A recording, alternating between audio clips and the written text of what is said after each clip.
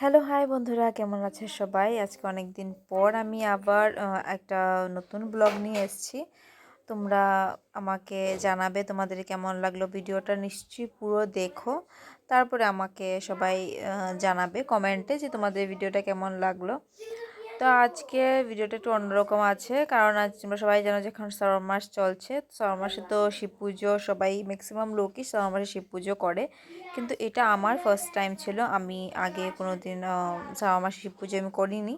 তো এবার ভেবেছি করব। তো তেমন উপাস টুপাস থেকে আমার করা হয় না, কারণ উপাস থাকাটা আমার জন্য টাফ হয়ে যায়। তো উপাস থেকে তো আমি করতে পারিনি।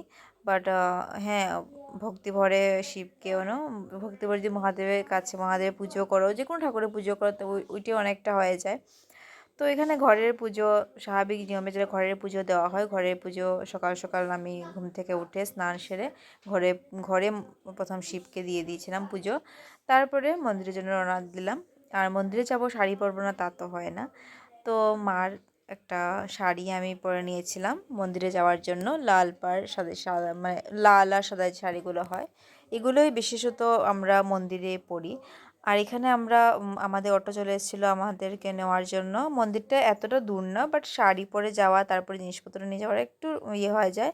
কারণ আমার এইজের যারা ইয়ে আছে, তো ওরা রিলেট করতে পারবে যে মেয়েরা যে শাড়ি ক্যারি করাটা আমার জন্য অনেক বড় একটা ব্যাপার হয়ে যায়। জানি না মা ওরা কীভাবে এত ইজিলি ক্যারি করে নেয়। তো এই জন্যেই অটোকে ডাকা।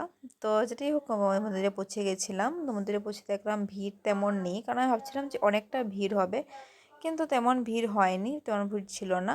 তাই আমরা মানে খুব ভালোভাবেই পুজো করে ফেললাম মহাদেবের। আর প্রথম বোন করেছিল, তারপরে আমি করলাম।